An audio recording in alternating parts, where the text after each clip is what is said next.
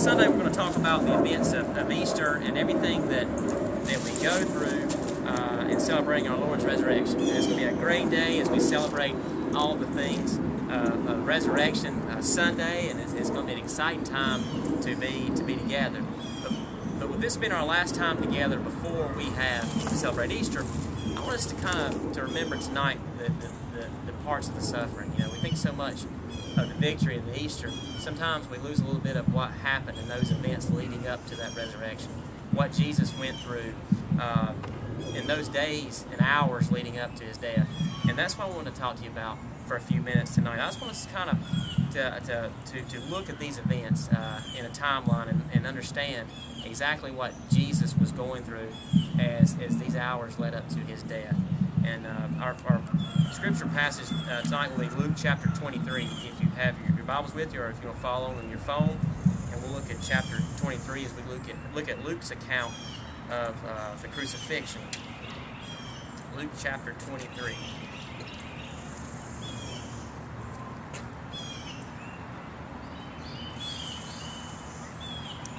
And we'll begin at verse number 1. Then the whole multitude of them arose and led him to Pilate.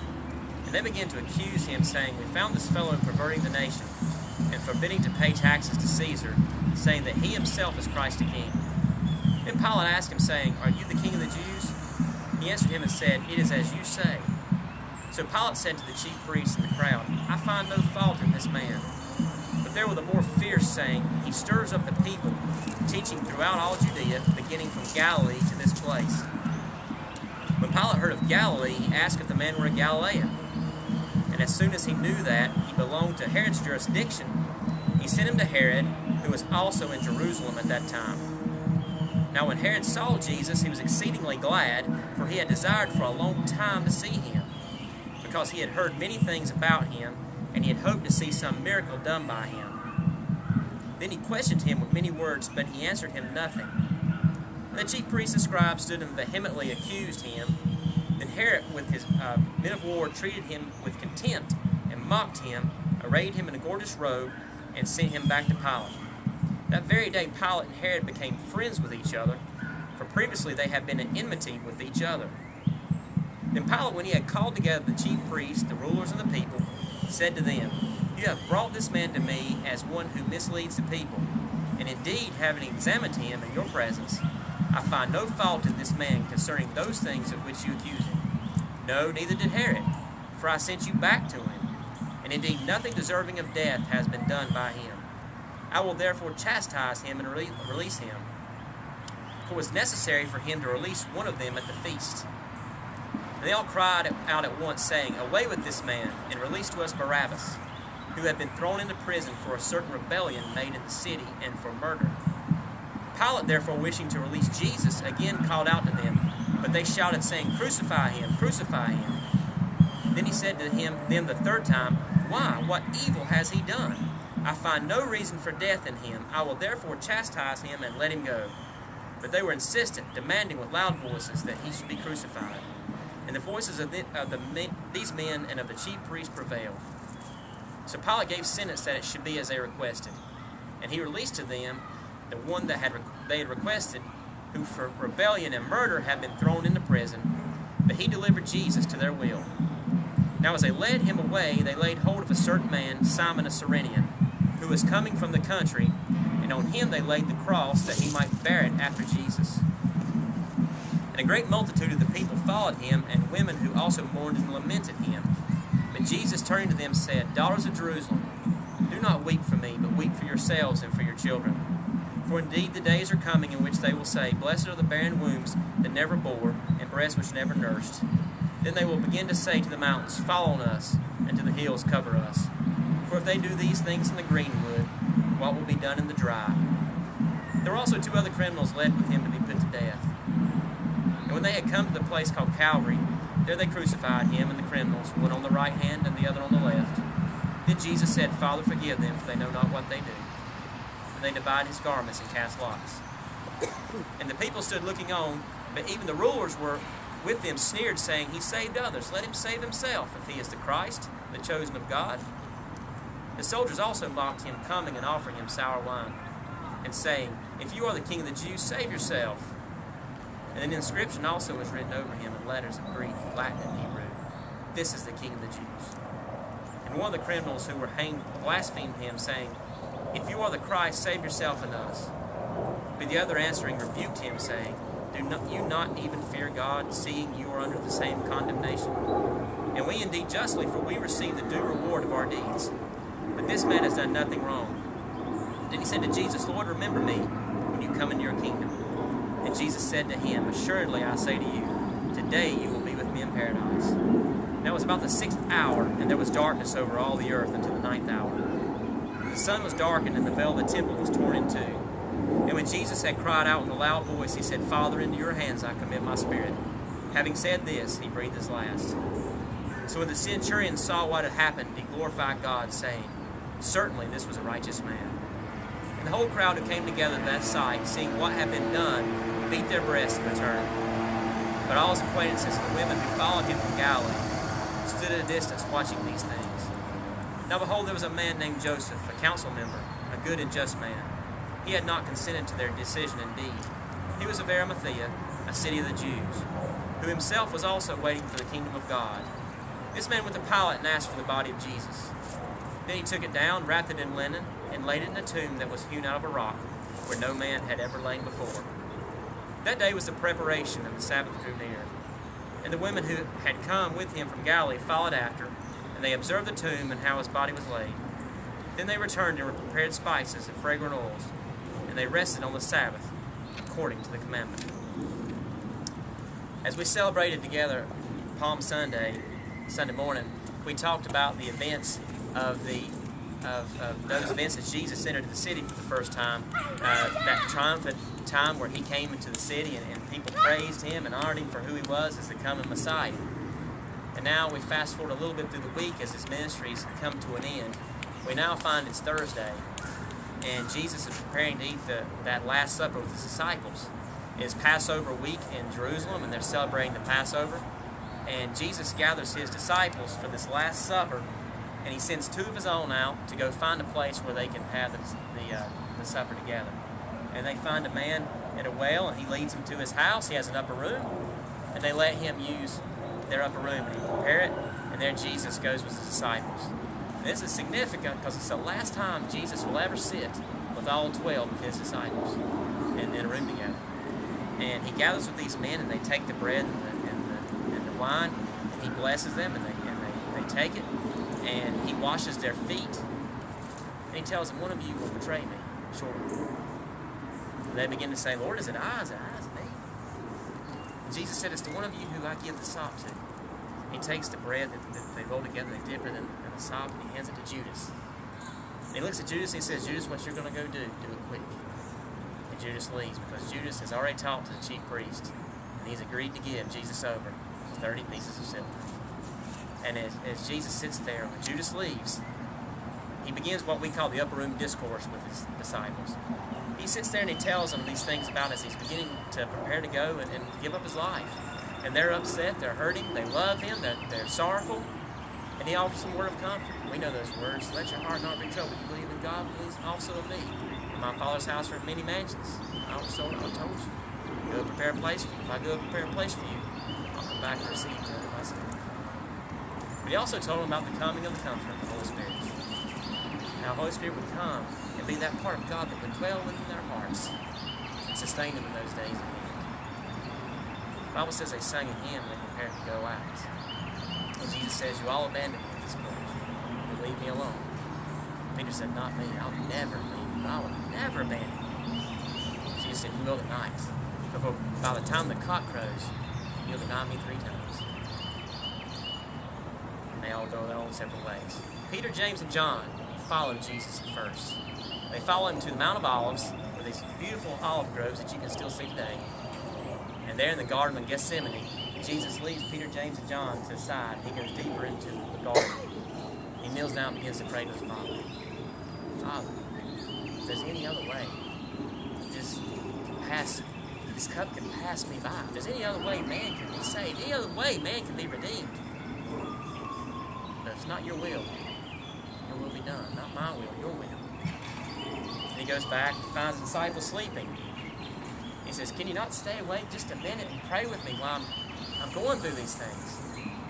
He goes back in and he prays again, the second time. Mark records, he says, Abba, Daddy, Father. He says, any way this cup can pass me by, not my will, but your will be done. He comes back and he finds the disciples asleep again. He said, your spirit is so willing, but your flesh is weak. He said, just stay up. Unless you're in temptation, just stay up with me. Pray. He goes the third and final time back into the garden. This time he prays so intently that blood vessels in his head begin to burst. The Bible records that angels came to minister to him. So intent. He comes back and he finds the disciples asleep. He's in sleep mode. And as he's doing so, he sees, out of the corner of his eye, the rulers, the chief priests, and the officers of the temple coming to arrest him with Judas. And Judas has told him, he said, the one I kiss will be him, the one I give this greeting to. And he comes to Jesus and he says, Master. And he kisses Jesus, and Jesus says those famous words, Trust thou the Son of Man with a kiss, Judas. He looks at him and says, who are you looking for? And they said, Jesus of Nazareth. And they says, I am he. And when he says, I am, Mark records that because of his glory, they all fell back to the ground. Peter, being bold Peter, takes out a sword and cuts off Malchus, the high priest's servant's ear. And Jesus said, not this way, Peter. And he heals his ear and he said, do you not think right now I can presently call to my Father and I'll have more than 12 legions of angels come down here and just absolutely eradicate earth? That's not the way it's going to be done, Peter. How can man be saved if I do that? So they lead Jesus away. Peter and John follow. They first lead him to a man by the name of Annas. Annas rotates the high priest position with a man by the name of Caiaphas, who also happens to be his son-in-law. They lead him to Annas, his house, in what is a total illegal proceeding. Annas has no authority at the time. Annas tries him, false trial, and then they lead him to the true high priest, Caiaphas. John has some relation. He knows folks in the house of Caiaphas, so he's able to get in with Jesus. Him and Peter go in. John goes in the house with Jesus. Peter stays out in the courtyard around the fire. And as Jesus is in there with Caiaphas, they're bringing in false witnesses. They're lying about him, saying all these things that Jesus said he was going to do, and Jesus doesn't say a word. And finally say, are you the Son of God? He said, you said it. They say, what further need of witnesses do we need? This man is deserving of death. So they sentence him to death. Only one problem. They had no authority to sentence a man to death. Only Rome could do that. So they had to lead him to Pilate, the Roman governor for Judea. As they lead him out, we go back to Peter. Peter's still in the courtyard warming himself around the fire with the enemies of Christ. And as he's doing that, standing in that cool night, it's the middle of the night, Thursday night, one of them says, you were with him. Peter says, not me. I already told him. I've never met him a day in my life. Another says, yeah, you were. You're a Galilean. You were with him. He begins to curse. No, I wasn't. I've never met him a day in my life. I don't know what you're talking about. Then one says, yeah, you do. You even sound like him when you talk. Because when you've been with Jesus, he starts rubbing off on you. And he begins to curse and say, I've never met him. I don't know what you're talking about. I don't know what you're talking about. I wish you'd just hush about it. And he sees Jesus out of the corner of his eye and he hears the cock crow. And the Bible says he goes out and he weeps bitterly. Jesus is led to Pilate. Now Pilate has Jesus here. He's looking on him. He's listening to everybody talk about him. Pilate's a pagan Roman governor who couldn't care less. He looks at Jesus and says, this man's done nothing wrong. He's done absolutely nothing worthy of the things that you want done to him. And they said, well, he's doing all these things in Galilee. And Pilate said, well, wait a minute. Did you say Galilee? That's Herod's jurisdiction. So Pilate passes the buck and says, take him to Herod. So they do. They take him to Herod. Herod's been wanting to see Jesus for quite some time. He's heard of his reputation. He wants to see a miracle. Jesus doesn't say a word. He presses him and presses him and presses him. He didn't say a word. He just sits there. Even Herod knows he's not worthy of death. But they mock him and do a few things to him and send him back to Pilate. Pilate sees Jesus. And his wife comes to him and says, listen, I've had a dream about this man. get far as away as you can. You don't have anything to do with it. It's Jesus. Jesus sits there and tells him, he says, this man has done absolutely nothing worthy of death. I'm going to let him go. But he can't do that. You'll be no friend of Caesar's if you do that, Pilate. Then Pilate thought, hey, I've got an angle here. It's customary during the Passover feast to release a prisoner out of an act of kindness. I'll give him Jesus. And they said, we don't want him. We want Barabbas. He was a murderer and a robber and all, a man of rebellion. Give us him. And Jesus said, no, no, no. Pilate says, no, I'll give you Jesus. No. Well, what do you want me to do with Jesus? Crucify him, crucify him. The same people Sunday we talked about was saying, blessed is he who comes in the name of the Lord. They're saying, crucify him, put him to death. Finally, Pilate, in an act of cowardice, takes a basin of water, washes his hands, thinking he can wash the blood of Christ off his hands. He says, do with him what you will. And he sends him to be crucified. He's taken first and scourged. It's illegal to scourge a man and crucify him. You could do one or the other, but you could not do both. Because one was almost as bad as the other. They scourged Jesus. They planted a crown of thorns, forced it in his head, and decided it was time to lead him to the cross. They crucified right outside the city. You couldn't do it inside the city, so they did it right outside the city. And Jesus had to walk all the way to the city, outside the city. Meanwhile, Judas finds out Jesus is being condemned. He didn't think they would kill him. I'm not sure what he thought they were going to do. But he goes back to the high priest and tries to give the money back. They laugh at him. And he throws it down and goes and takes his own life. Jesus said it would have been better had he never been. As sad as that is. They make Jesus carry his own cross. Now Jesus has been up all night long, nothing to eat. This time, it's early Friday morning. He's been up all Thursday night in these mock trials, these illegal activities. He's been beaten, scourged. They make him carry his cross. It's not the full cross that we see on TV and things. It's the horizontal part. It's about 100 pounds plus on the back of a man whose back has been absolutely destroyed. So Jesus carries this part of the cross. He drags it. He goes a certain way, and he finally just absolutely collapses underneath the load. A lot of times we collapse underneath the load of life. We forget sometimes that Jesus collapsed under his own load. They compelled, the Romans did, a man by the name of Simon, a Cyrenian, to carry it for him. He said, carry his cross. This touched Simon in such a mighty way that the Bible tells us his sons Rufus and Alexander became great Christians in the early church. He carries Jesus' cross all the way to the place that's called Calvary, Golgotha. If you go to Golgotha today, it's eerie. You see a picture of it. You can Google it and look at it. It looks just like a skull. Then they take Jesus, they nail him cruelly to the cross, hanging between two criminals. It's about 9 o'clock in the morning when they do it Friday morning. Jesus is there on the cross. The chief priest people come by mocking him, making fun of him. He saved others and can't save himself. The soldiers are making fun of him, mocking him. The soldiers beneath him are gambling over his clothes, the only possessions he owns. Jesus looks on this scene and says, Father, forgive them. They know not what they do.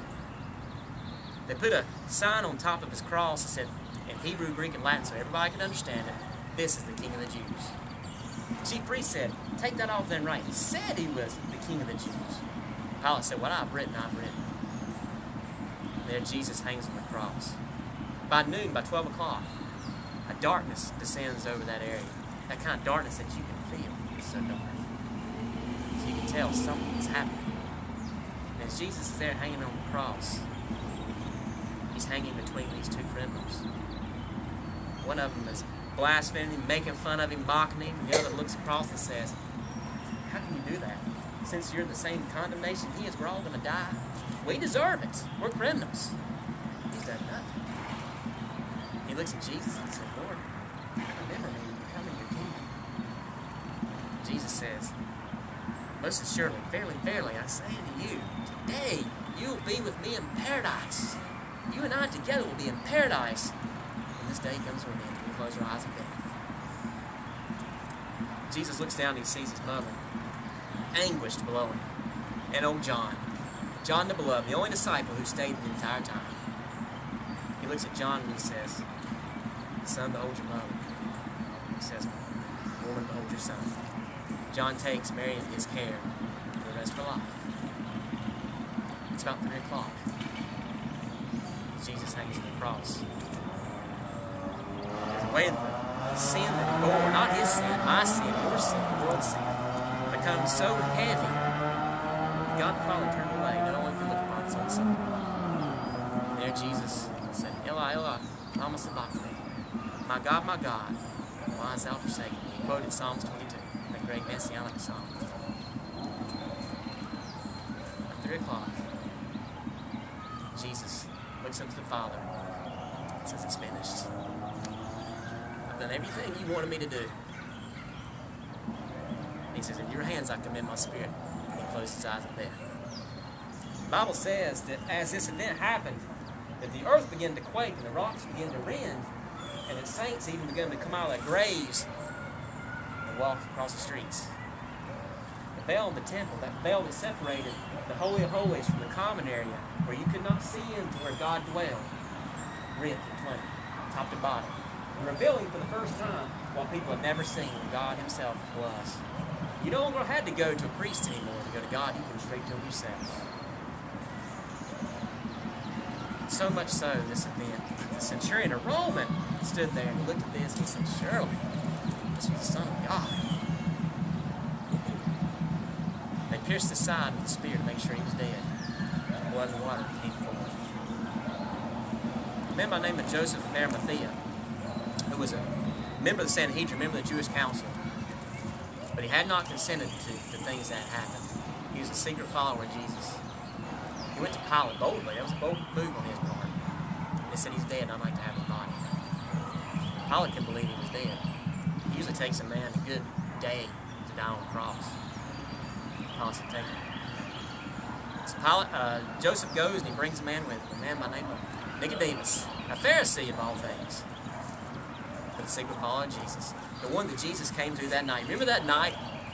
The one Jesus said, for God so loved the world that he gave his only begotten Son, that whosoever believeth him should not perish but have everlasting life. That Nicodemus. He came with Joseph. He had brought about 100 pounds of ointments and spices to prepare the body. Joseph and Nicodemus lovingly took Jesus off the cross, prepared him for burial, and put him in Joseph's tomb, which was brand new and never been used. It was almost a Sabbath. It was preparation time. The Sabbath was drawing really quick. They had to get all the work done before that happened. They hastily do this and bury Jesus. Now the ladies had followed by from Galilee. They took note of where this was happening because they wanted to go back later and properly embalm him after the Sabbath was over. The chief priests go to Pilate and say, listen, you know his followers are going to try to steal his body and say he's been risen. You got to do something. So Pilate puts a Roman seal on the grave, on the tomb, and abandons soldiers. Now it's time for the Passover and everybody goes home. The ladies go home. The disciples huddle up in the upper room where they stay, kind of figure. Their Messiah, the one they cared so much for, put to death. What are they to do? Everything they thought they had or believed in was gone. So they huddled up out of fear, waiting for their turn. The soldiers sat there, guarding the tomb. The chief priest went back to the temple. Jesus lay in the grave Friday night, all day Saturday, and Sunday. Come Sunday, something was about to change. Come Sunday, something in the air that spring morning. And come this Sunday, we're going to conclude the greatest story ever told. As we go through this week and we prepare to celebrate Easter, we're going to see so many people that we're going to have an opportunity to tell about Jesus Christ. As we speak about the resurrection, always remember the suffering that led to that point. Because before he arose again, he had to die. He died for you and me. Not his own sins did he bear. Yours, the world's. If somebody asks you the significance of Easter, you tell them what Jesus did for you, what he did for me. And then you tell them what he did that Easter Sunday morning. You tell them about the victory that you have this Easter season. Jesus Christ, let's pray. Heavenly Father, we thank you so much Lord, I confess I don't understand sacrifice so great. It's beyond my human comprehension to know that kind of love, Lord. That gift of grace that you would send your precious Son to die for us. Jesus Christ knows no sin, but yet he bears mine. I don't understand it, Lord, but I freely accept it. I thank you. Lord, this week as we go through these coming days, we have opportunities to tell people about your Son, Jesus Christ. May we tell them of what he endured on the cross for us. Every stripe, every nail, for something I did, something I said, something I thought, not his own thoughts. Lord God, may we be a blessing to somebody this week. May we spread this precious Easter message for all we need. Bless us now, Lord.